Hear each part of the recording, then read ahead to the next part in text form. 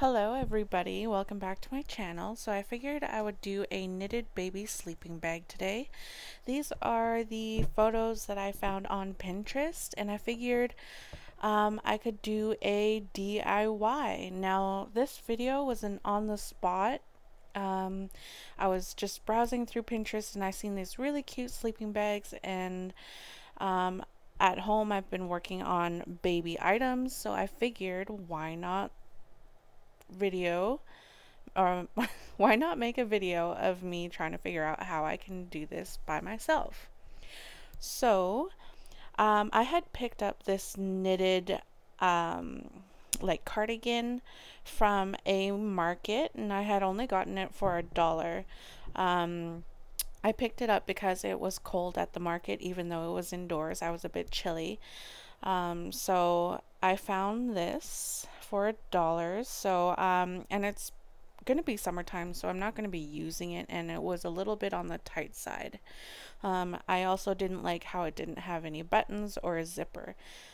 So what I'm going to do is I'm just going to flip it so the right side of the knitted sweater is on the inside, and you can see that it's the like the inside of the knitted sweater is now on the outer side.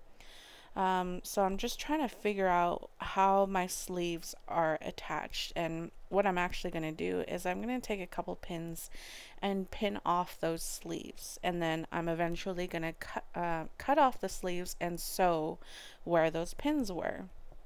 And I'm also going to be sewing up the bottom of my knitted shirt.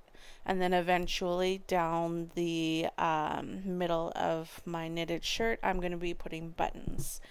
So what you can see here is I'm just pinning where I am wanting to sew.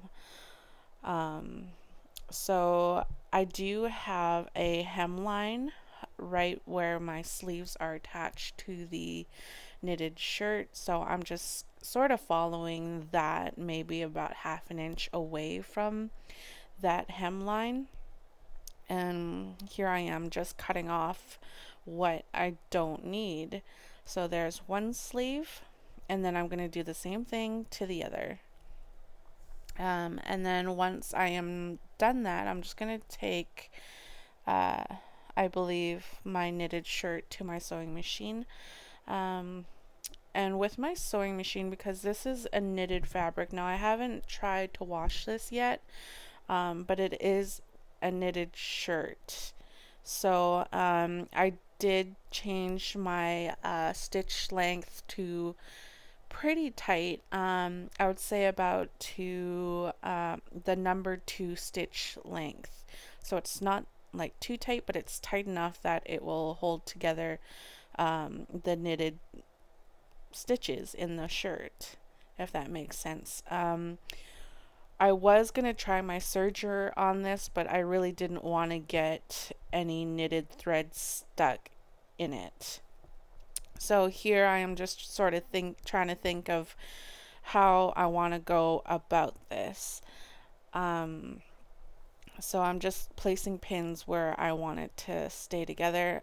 Showing here, I'm going to show, showing you right here that I was going to sew up those sleeves, like I said earlier, in this sorry, I'm tripping on my tongue here.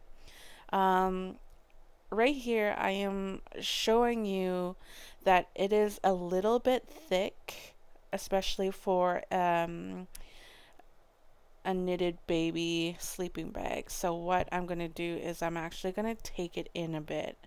And there you are, just like magic. I took it in on the sides. Now I kind of wish I did take it in a little bit more. But because it is stretchy, it is going to stretch out more. But I figured before I took off too much, this is good enough. So before I sewed up the bottom, I just stuck to my sides for right now. And then I flipped it right side out, and then I am going to sew the bottom. But the first thing that I did here was I actually sewed like the very, very bottom first, like the wrong side first, and then I sewed on top. Oh, I'll show you right here. So I sewed it on the very bottom, as you can see right there. And what I'm gonna do actually, as you can see right there, I sewed it at the very bottom, and then I'm also gonna do a top stitch like on top of that gray border right there.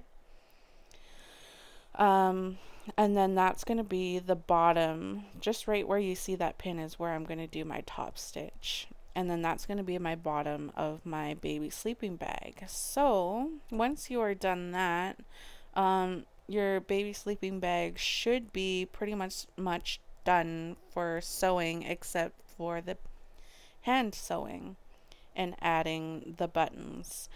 Now originally I wanted to use bigger buttons for this project because it would have looked cuter, but I didn't have enough of the same bigger buttons. So I had to use, like, here are my bigger buttons that I had, but as you can see, I only had like 3 of each, or not even 3 of each. So I had this beige little box of buttons that came with 4 different sizes, I believe, and I picked the largest size out of those.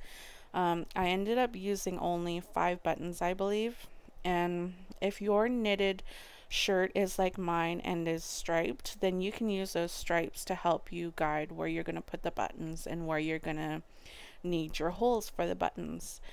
For the holes for the buttons, you may need to do a couple like hand stitches around the holes just so nothing unravels. I haven't done that with mine yet, but I think I'm going to, because I'm going to be giving this to my sister who is actually expecting her first baby.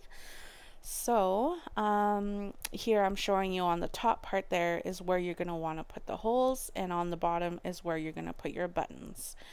And then once you are done that, you are done your knitted baby sleeping bag. Here is, right here, I'm showing you just, you know, me putting the buttons on, and I'm showing you that I'm matching up my stripes to where I want my hole and where I want my button, so everything is matched up. And then with the hood as well, what I think I might do, on the video I didn't do this, but I might take in the hood a little bit because the hood is still pretty big, and for a baby, even up to a year, it's still going to be pretty huge. So I'm probably going to take it in a little bit. So if you wanted to do that, then you could go ahead and make those adjustments. But this is pretty much the end of the project. So if you are liking these little baby DIYs, I will have another one coming, a baby nest. So if you like these DIYs, then let me know in the comments below. Thank you to all my new subscribers. You guys have a good day. Thank you for watching. Bye.